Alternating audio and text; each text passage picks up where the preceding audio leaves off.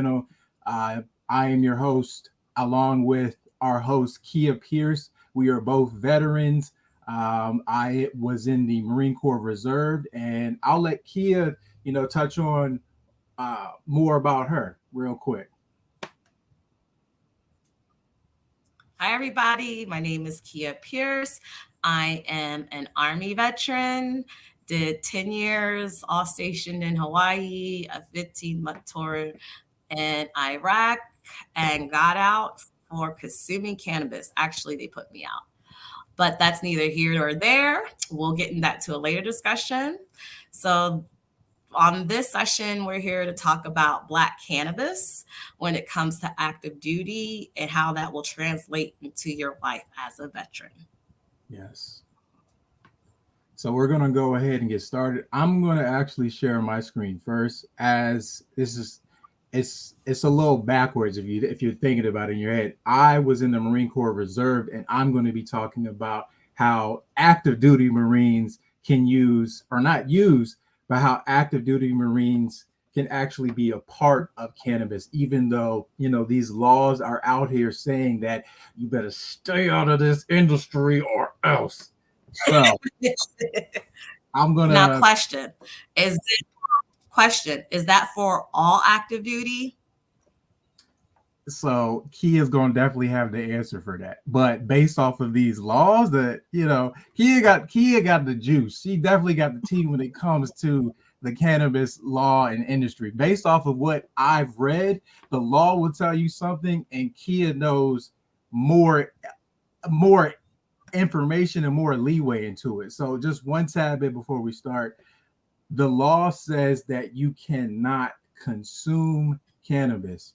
You cannot, by the UCMJ, we're going to stick to military. By the UCMJ, Uniform Code of Military Justice, you cannot, DOD, all of the veteran requirements, you cannot be a part of cannabis at all. Touching, drinking, smelling, smoking, etc. they say.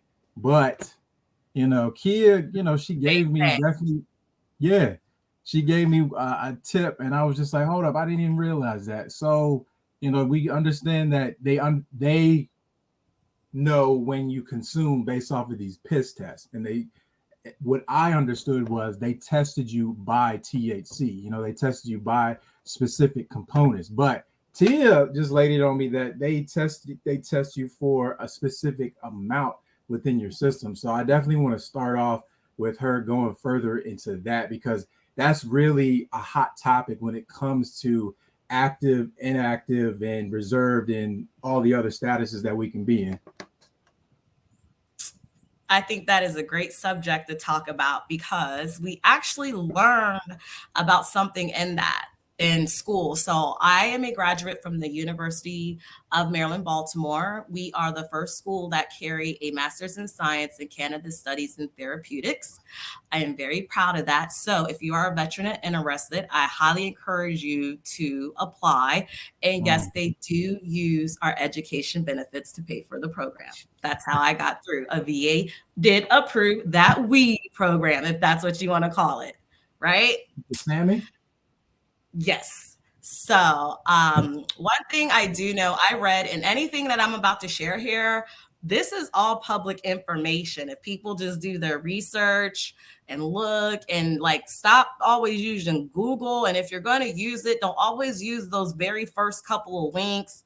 Go to the DOD website, go to the toxicology website, go to, the federal law website, and you have to lay all those together and see what they're saying. And some of them will say one thing, and then some will conflict, right?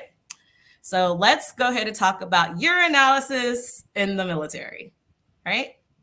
So Trey, let me ask you, how often did you have a urinalysis? So my situation was different, but based off of the unit, so I got injured.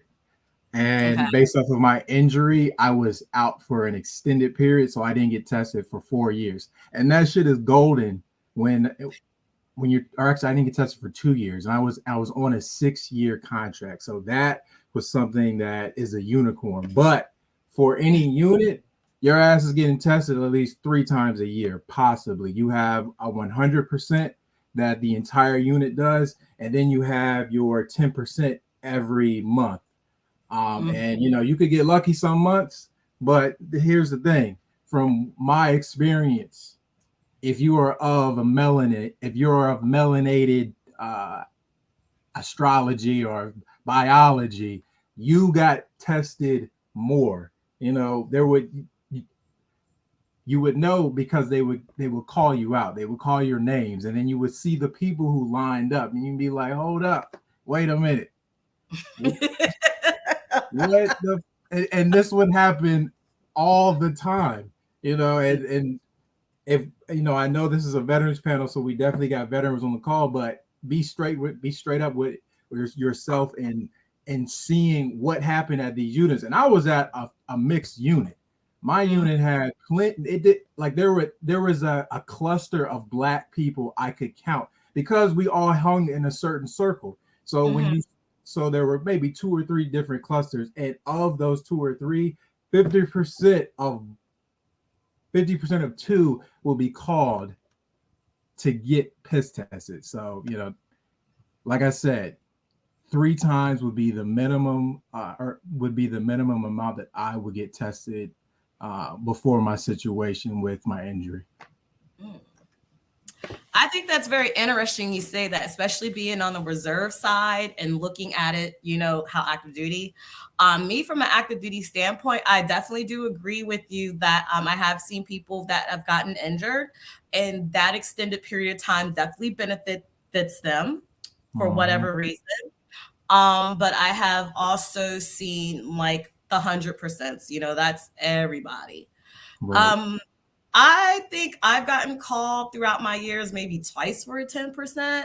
But what I had noticed from my experience, when they do this 10%, sometimes it's the same people. And with the circle I hung around with, or not even the circle, the people I interacted with because of your rank, wada, your social clique, whatever. We're going to keep it real. We're aware that maybe some of our friends were probably consuming on active duty, right? We're aware of that. And sometimes you kind of wonder why the heck they're always getting called for this 10%. Always. And do they smell? Is it on their cameras? Yes. But then I would wonder how the hell are they passing it? Right? Because some of them, I'm like, I know you smoke weed. Yeah. How did you get 10%? They must not have tested your shit.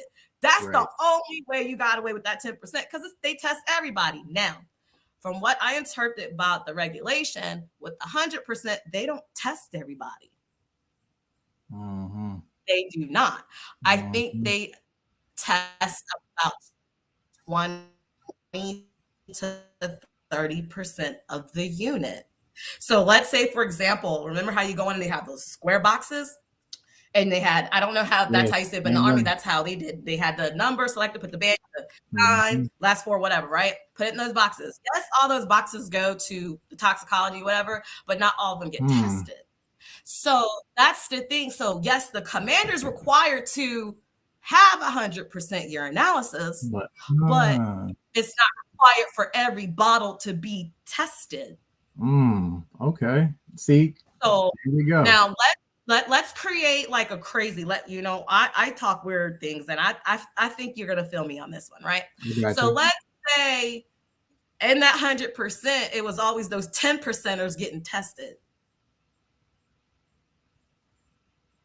Yeah, right. That very strategic on multiple levels in order to produce a specific result. Yes, so let me adjust my camera real fast. It's like acting crazy. Is that your UMB shirt right That's now? just a series. Yes, it is. It's actually our class. They did a good one. Pretty dude, loved it. Yeah, that's dope. I'm glad y'all, y'all got the shirts and y'all get together regularly. Well, this is the thing. We don't really get together regularly. I guess when we could catch each other at events, that's what we do. But there is a silent group on Facebook that is called Black Women with Cannabis Degrees. And if there's anyone listed and you have a degree from the University of Maryland or another master's degree that's with cannabis, please reach out to me. We would like to add you to part of the group. So we work together, we talk, we network within our group, talk about events, what's out there, support each other's business, because that's kind of where it's at. Me, I'm kind of like one of few veterans. I do have a counterpart named Shanitha. I really wish she could have been here with us today. She smoked weed in the military, pissed hot while she was in. She was, but this is the thing. She was there in a time period where they weren't kicking people out, right? What do you mean a time period? There is a time period where you could get away with that. What time period was this? Was this my time period? I'm gonna give you some couple of time periods where I think this is where people got away with in the military. I would definitely say from 2003 to about 2005.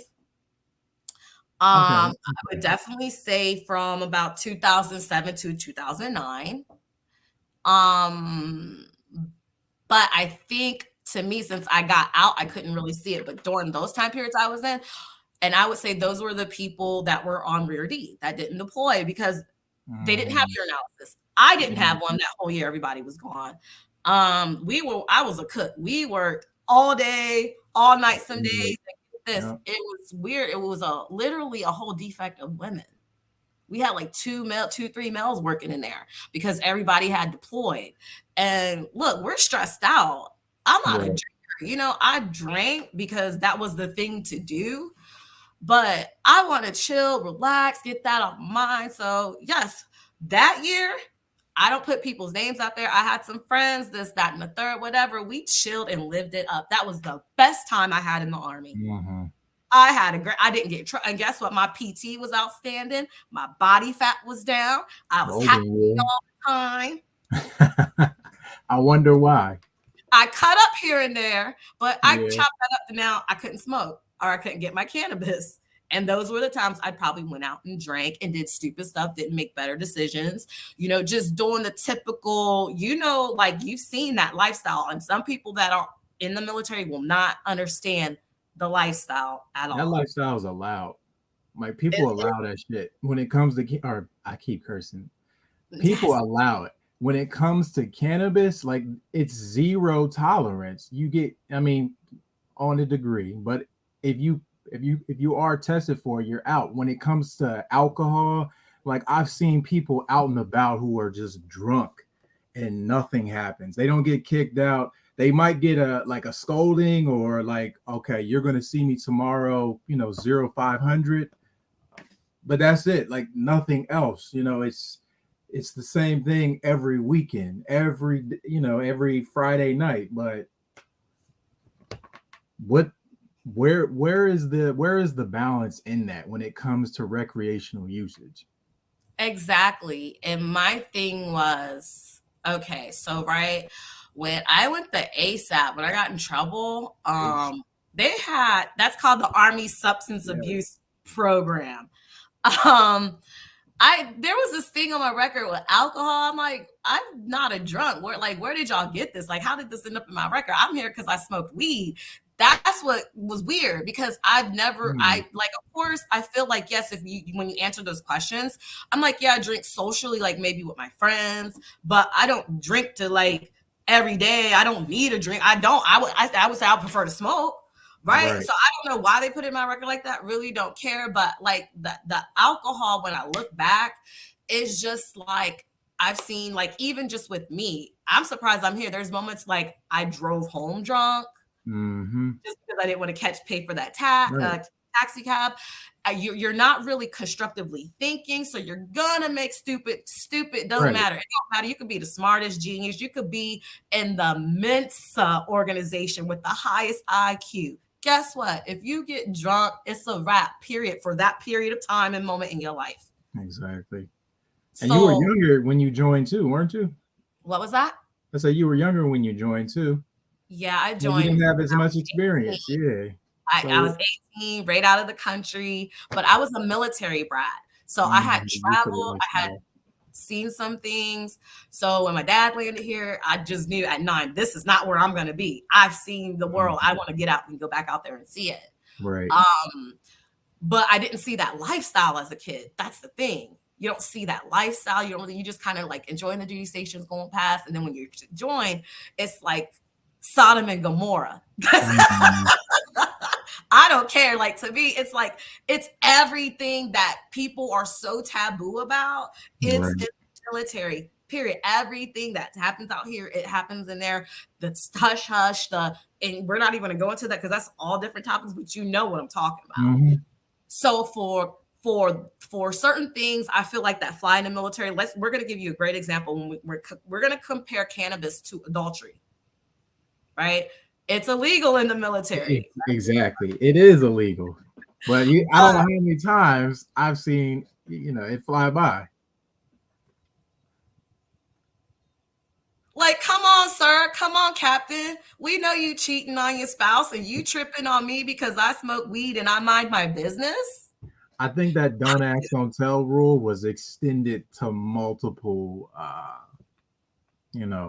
sections when it came to sexuality, sex itself, who did what. I think that was extended out on multiple factors because Yeah. you got it. No, go ahead. What I was going to say is, yeah. And that's why when I look at how they break people down in the military, active duty, like it's by status, but cannabis, right? If you think about the war on drugs, it's targeted minorities, people of color, Black people. I really feel like I saw that in the military. It was always like a target. And then if you got caught up, it was this big stigma around you, and then people wouldn't talk to you. And and to me, it's like, then I didn't know my laws, didn't know my rights. It's like I was always asking, how is it this person was allowed to stay in? How is it that I got kicked out? Or even if they got kicked out, why didn't we go through the same process? Why did they take it to me, where this person, it was just kind of like, you're going out the door. And it was like, what?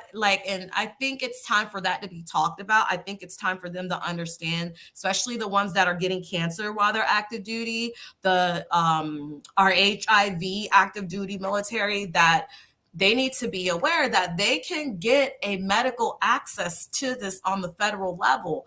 They can prescribe Marinol. Marinol is a synthetic cannabinoid that is made in a lab, right? So the high they create, they can control that. They can control like the same thing, the makeup that's in THC and cannabinoids and terpenes. It's the fake stuff they make, but they make it to where it has the same reaction. So now I have a question about that. Go ahead. Because you brought it up earlier, and just the word synthetic is triggering to me. Can you hear me? Yeah, I can hear you. Okay. Yeah, you still freezing on my end.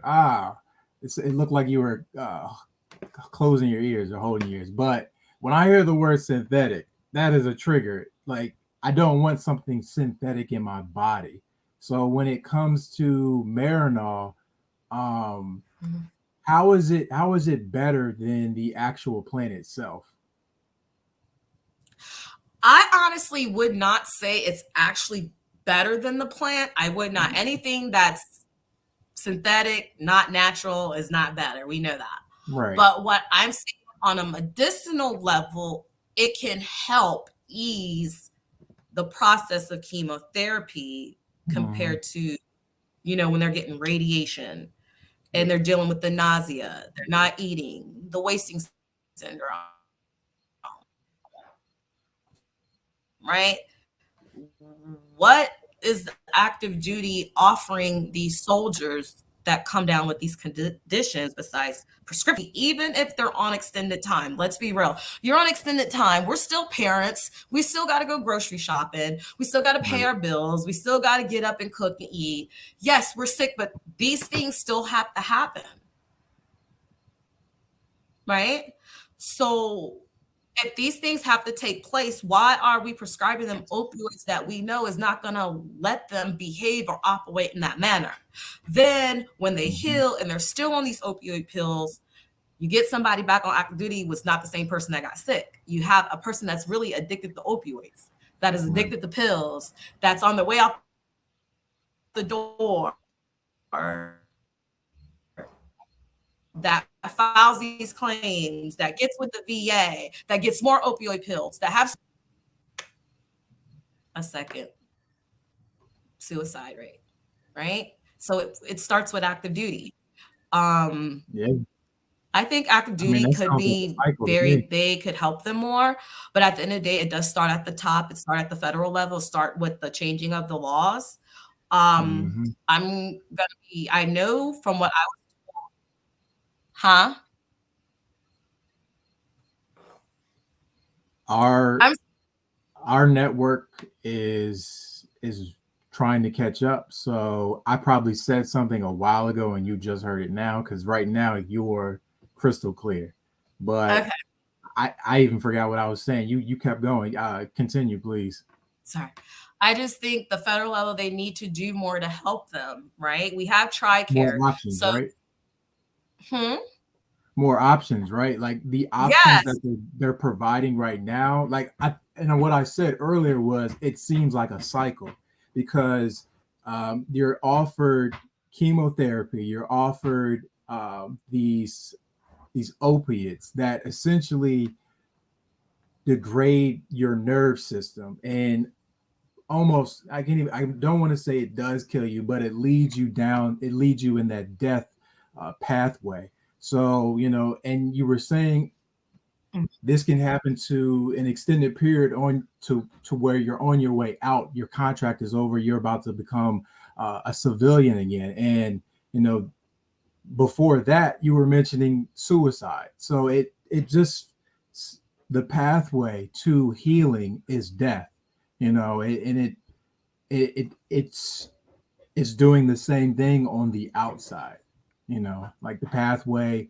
the method of health here and this system is, you do chemotherapy for your cancer or you take these pills to try to comfort the pain instead of get to the root and understanding what is causing this. It's shitty that I don't want to say I expect it to happen to us as yes. civilians, but as someone who is in the military, in the service, here to protect, yes, it's doing the same thing you're in now. But we're here to protect, and yet we get the same options that are killing us. So I hope that gets through to you in time. But Kia, can you hear me? It's okay. I'm sure the tech will filter that. He'll work it out. Yes. Okay, I can hear. All right, you're good. You're good. I can hear, and everything's pairing right now. Never mind.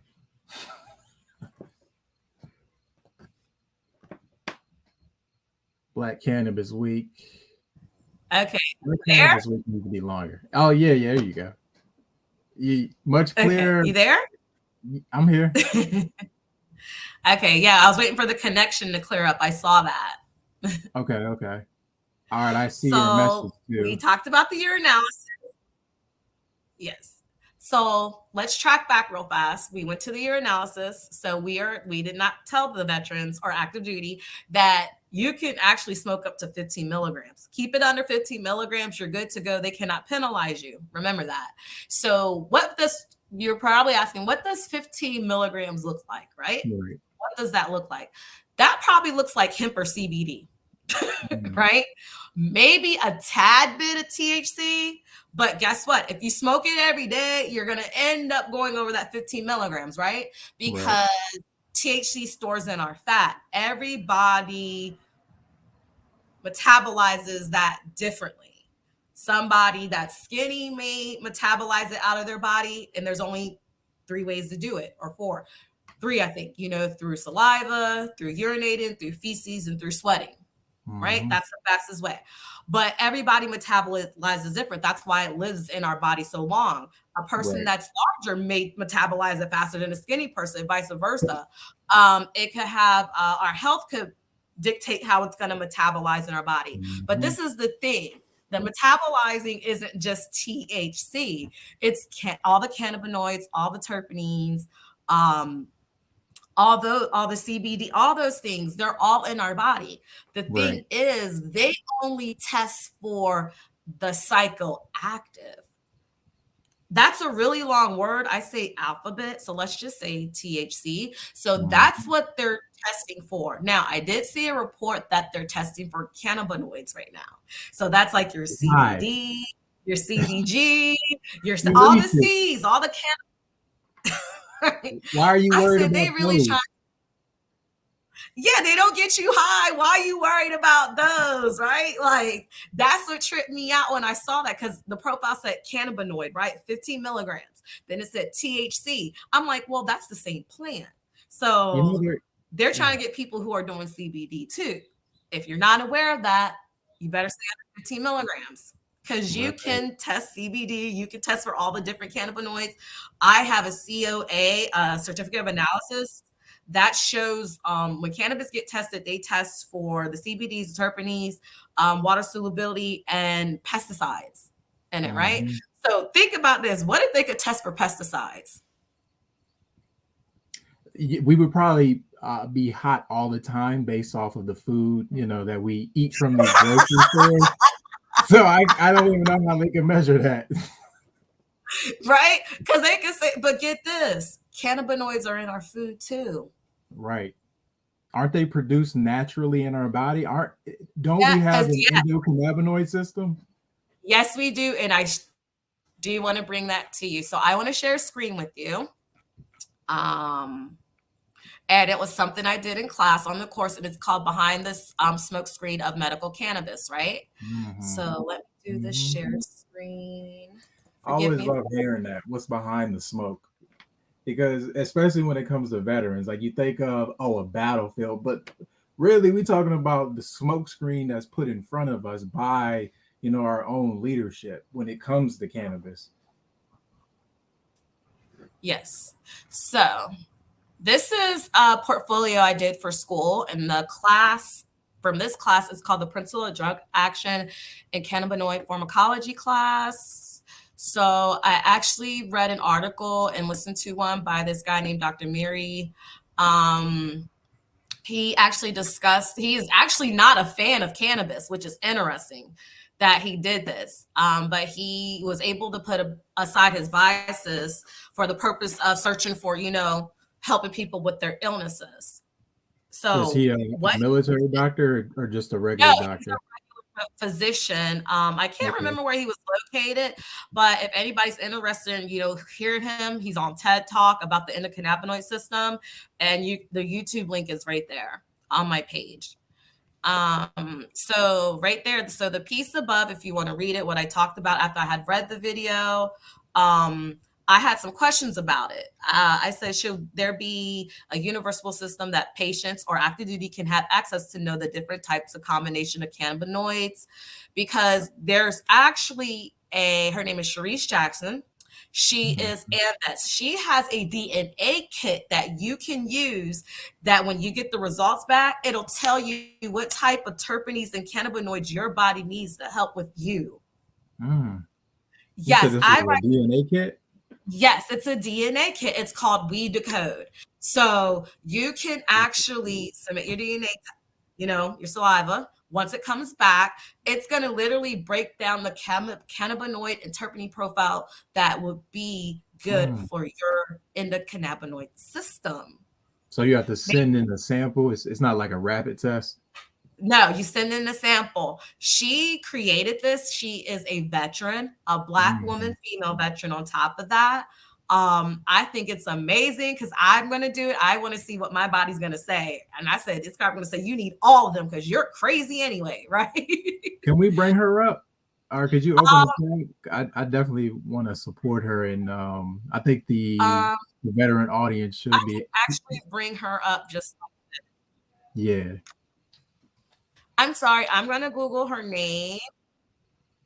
Actually, now give me a moment. I can look on my phone and find her.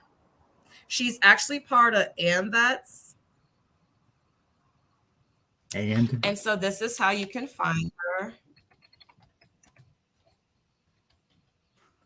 So this is Teresa. and we're going to put in We Decode. So I'm doing it this way so everybody can learn how to find it and how to find her and how to go to We Decode.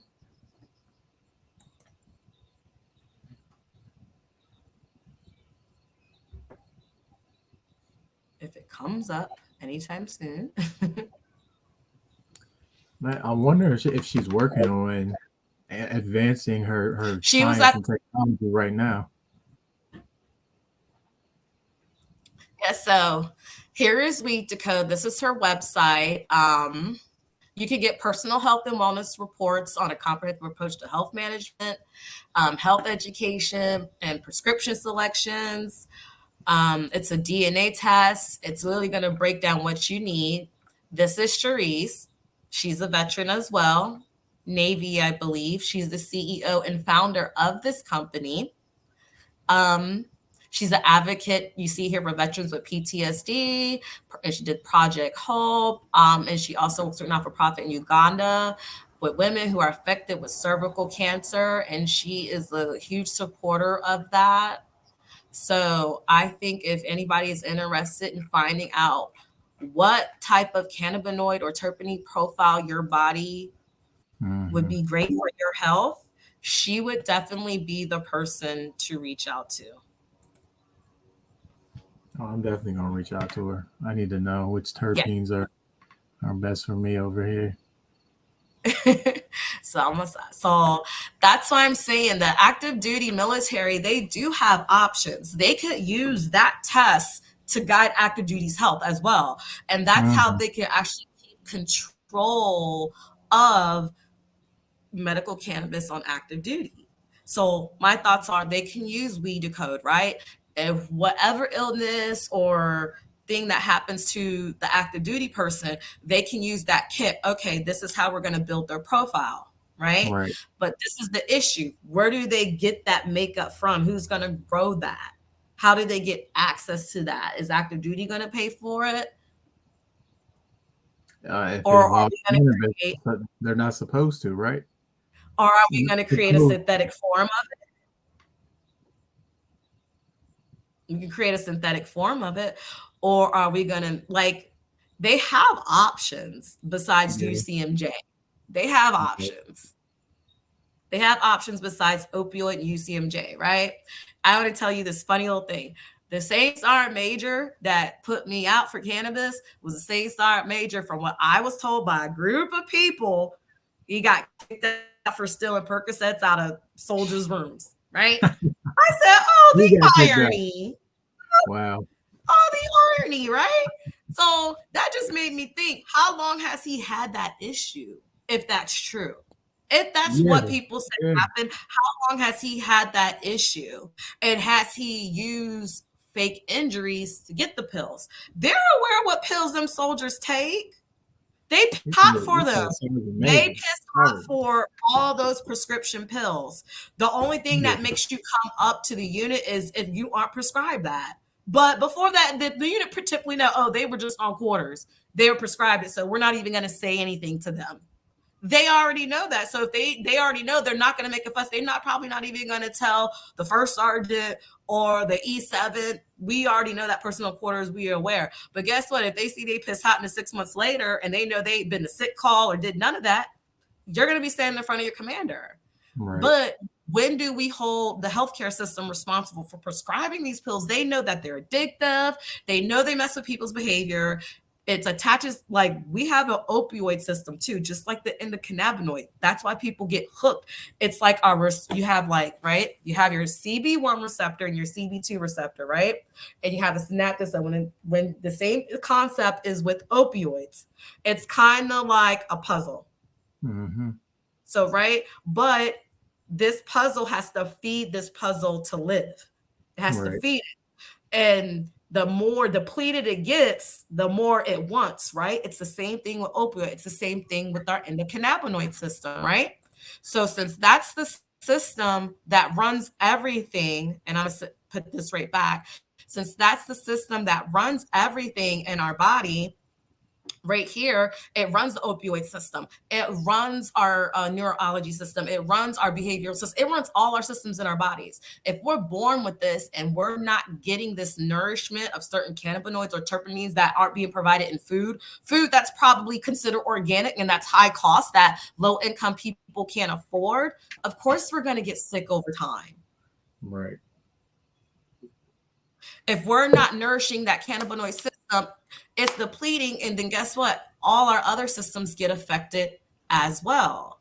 So then and I don't know if you ever heard the saying, I used to be a dental assistant. Everything starts with your mouth, right? Because you're breathing, you're eating, you're putting your hands, you're doing this, you're doing that, you're smoking, you're talking, you're in people's face, you're coughing, you're doing so much that you don't even realize.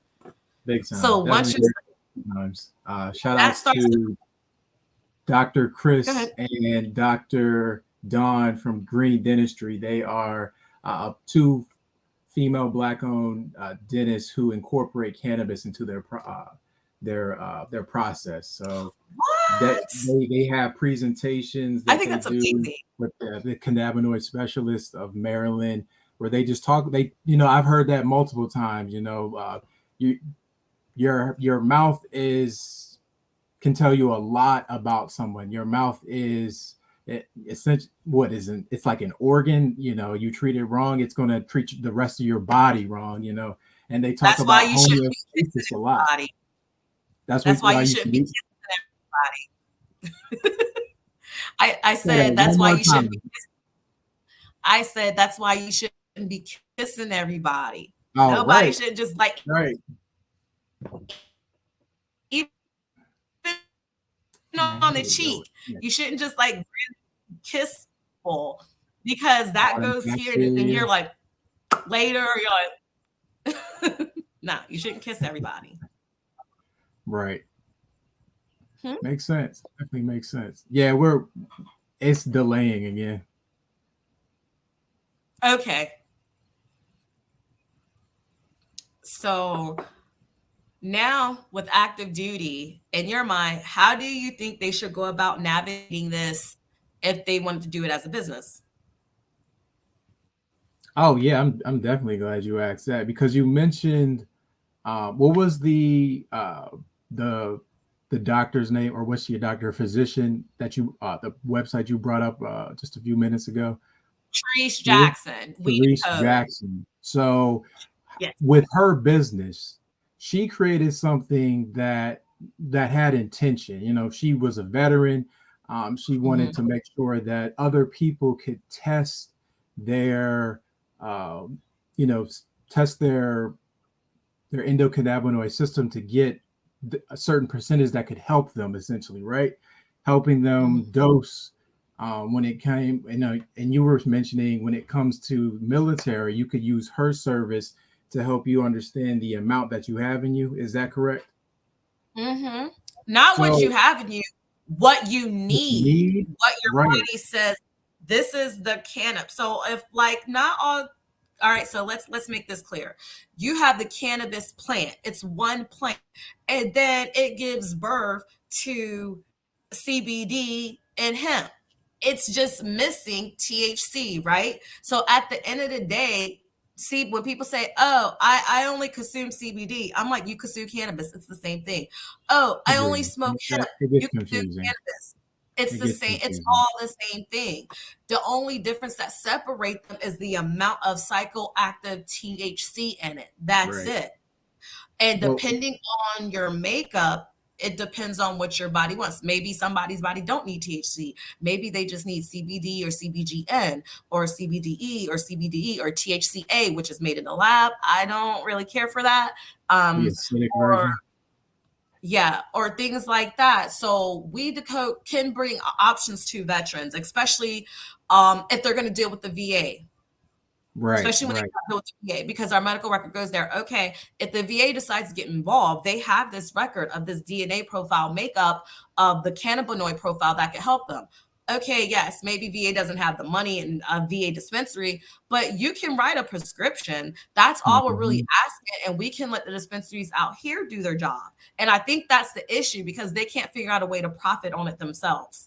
Because, like, how can VA have we going to the VA dispensary? Can you imagine that? I definitely can. That's probably going to happen, and just You, so they can control their own supply, you know, and get but their where own. would they get it? Are they going to grow it? They're already Who's growing it. no the The VA government already. itself? Oh yeah, hell yeah! If they could get themselves their own grow labs or grow cultivation centers, processing centers, and then have a dispensary in their like their VA hospital, they would definitely do that. This I is what don't I I don't see why they wouldn't. I think that is a good idea. And I feel like if they ever do that, they need to go about it like every other state. Restitution. You need to get those veterans that you kicked out for cannabis those jobs. They're not gonna do that. Oh, I mean, who? they'll do that for a percentage because we keep throwing out percents. They'll make Yeah, sure that they meet their diversity, equity, and inclusion percentage of what 10% at this level. Like, okay, so certain amount will be growing, and a certain amount will be selling, and that's it. Nowhere and else guess within what? the supply chain. You know what's gonna bite them? EEO. That's why I okay, so when Equity, it comes to active opportunity. duty, when it comes to active duty and veterans, right? I Yeah, tell them I do not support recreational. Yes, yes, if you don't have a prescription, they consider it recreational. But to me, when I hear recreational, I'm outside playing, I'm partying, blah. If I'm sitting home chilling, I'm not recreationally nothing right now. I'm just enjoying myself. I'm medicating my way. I'm not bothering nobody in society. Nobody's bothering yeah, me, right? yeah. That's how I hear it. It's not beneficial federally. It's not because why? Our insurance won't cover it. It'll just be like a free fall. And whoever gets in, right? But Mhm. if it goes federally medically and we leave recreational to the state, it will benefit veterans. It will benefit active duty. It will benefit everybody that deals with the healthcare system. You can file your insurance claims. You can use your insurance at the dispensaries, right? So we have another medically well-rounded business. And they can't say, well, then how would that affect recreational? And is it one and two the same? No, because I can walk into Walmart and buy Tylenol. Mhm. If I can go buy those type of painkillers and not get, and let's look at it on a urinalysis level. Let's say Tylenol is the under 15 milligrams. That's the stuff we can get for our pain. And if we Right. need something over that, we have to get a prescription. It's the same method. So for them to sit up here and say it's all about a high, it's not. You have Mhm. topicals for muscle pain. You have tantras. You can use oils. They could completely remove the psychoactive and help them heal, and just use the other terpenes that don't have any THC in it. They can do that. Is it complex? A little bit because Is you it? We've been talking about this for years. I think it's ignorance and them trying to figure out what they can do to benefit it the most. Like when I say years, cannabis was legal in 1999 in medically within the states. And since then, the military has been doing research on it to see how they could use it. And nothing has developed, over 30 years. Yeah, 30 years, nearly 30 years, nothing has developed. The military hasn't gone anywhere when it comes to cannabis.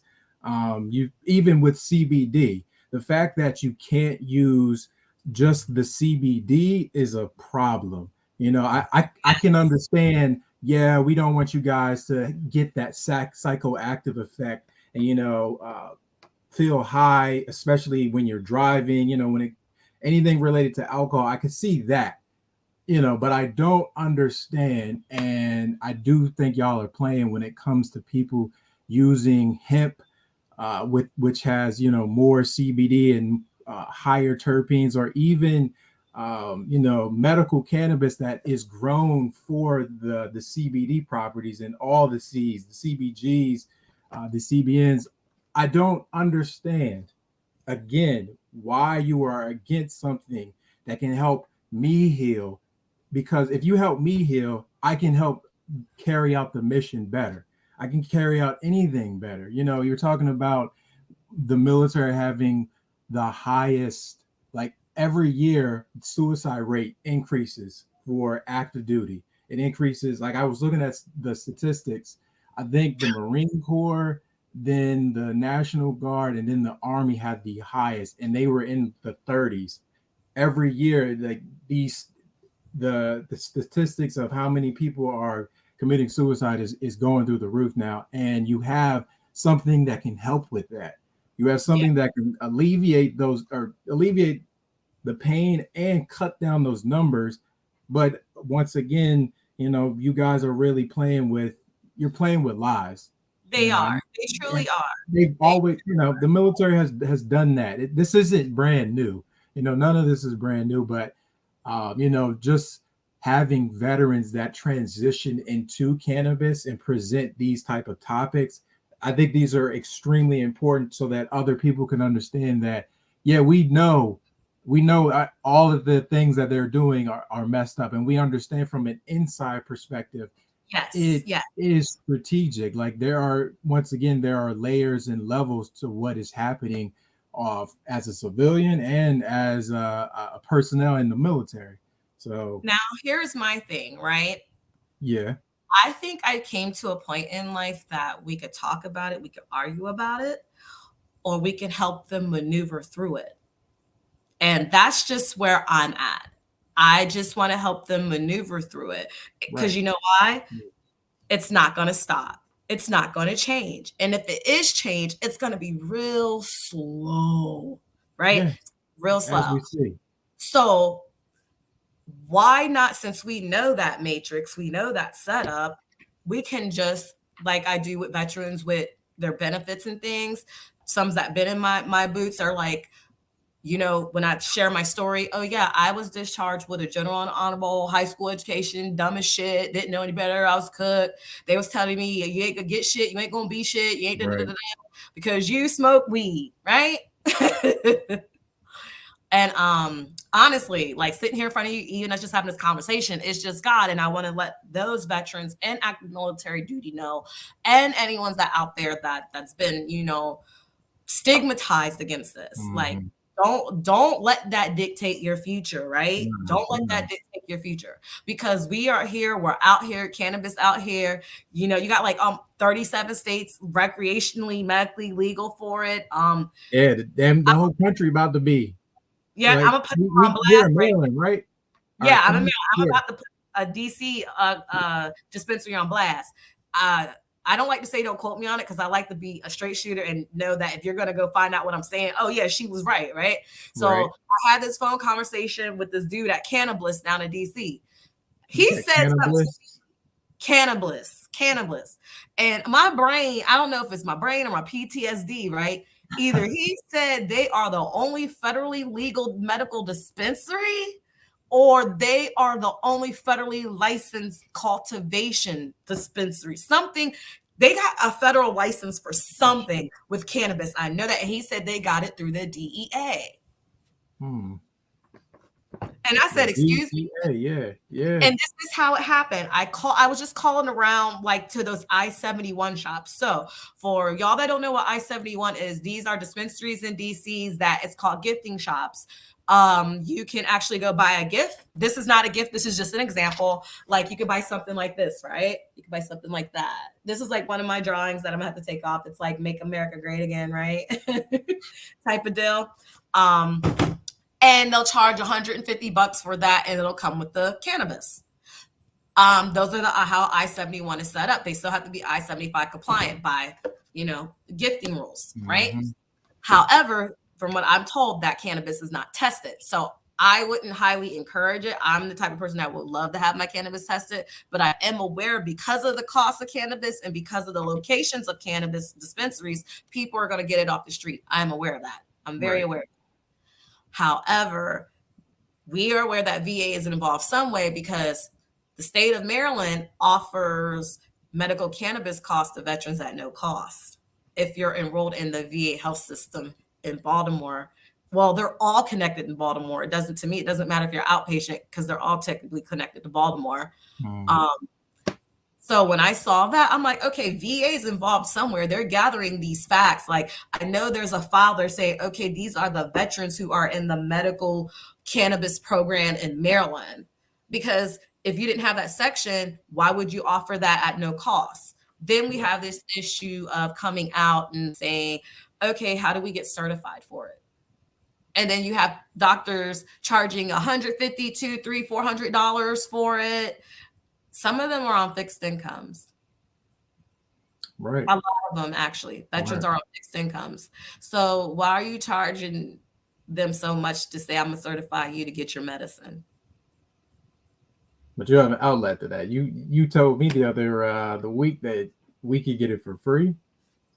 Okay, so I am a outreach and education management on a board called Veterans Initiative 22. I'm going to bring them up for you guys. I don't even like want to share because I don't want the technology to mess up. So hopefully you guys can just keep up. So it's called Veteran Initiative 22. We are a non-for-profit that our mantra is we care and we help veterans with cannabis, advocacy, resources, and employment. We also help them access their medical cannabis card. Currently, we are located, we do it for veterans in Virginia, Maryland. We're working on Delaware. I will help Pennsylvania. The only issue is right now, we're looking for volunteers who would like to come on board as certifiers. However, we do have certifiers for DC, Maryland, and Virginia.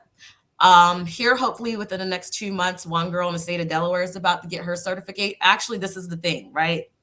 I don't understand why they charge so much and they don't have no education for this, right? They can just write the prescription. This is what kills me about this whole thing.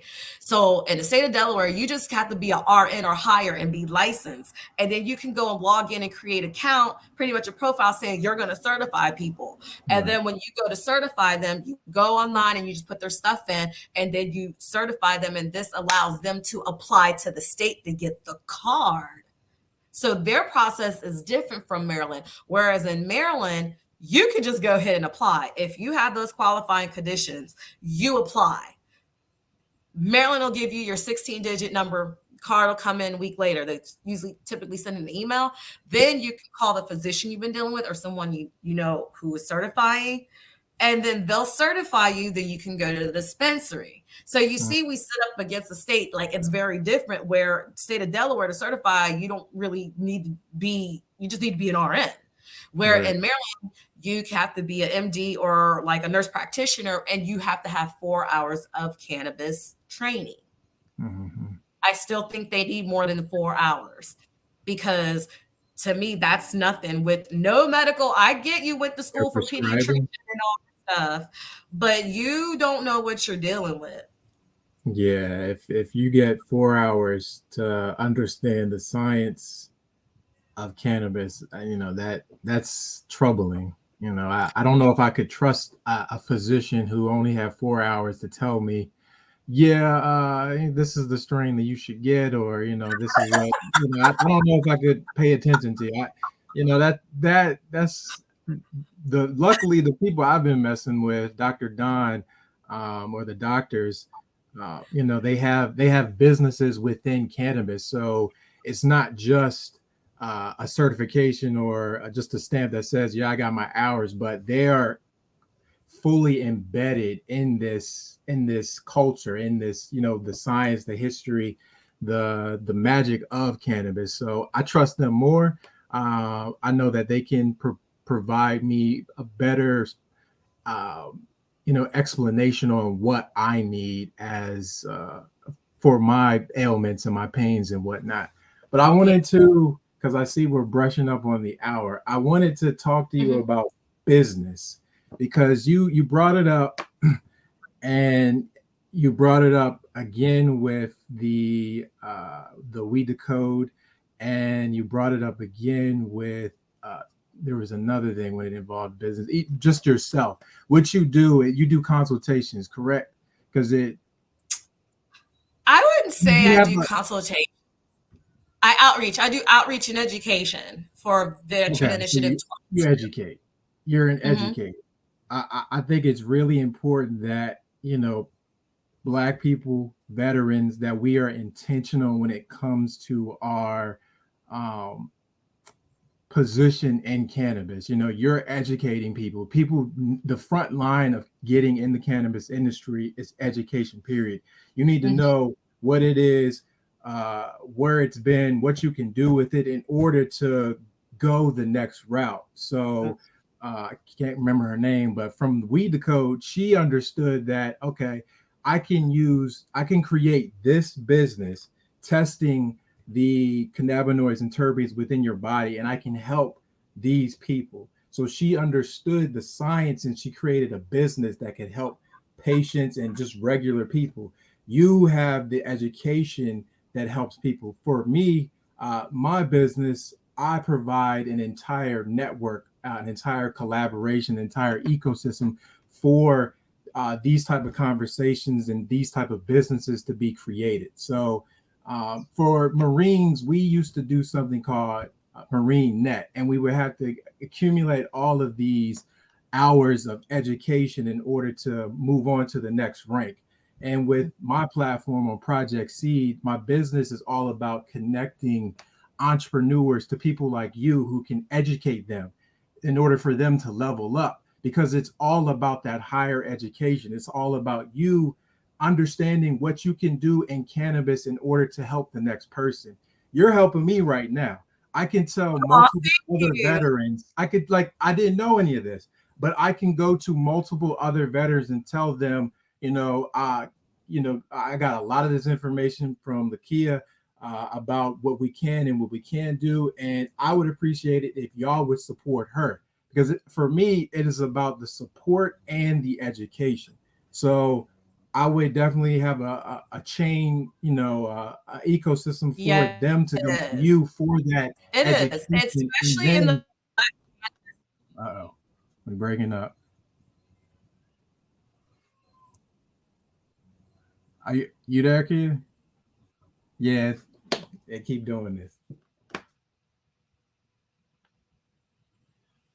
Project C.io. If you're trying to get into the cannabis industry as a veteran, if you want to just learn, if you want to create a business that you don't even know of, this is the website to go to. It's an all Black ecosystem that helps you understand cannabis more on an educational sense to create any type of business that you want. We are here to disrupt, create new institutions and industries that can benefit us. So I hope Kia comes back. I definitely want to talk to her more on this. There she is. Can you hear me? Oh, you frozen again.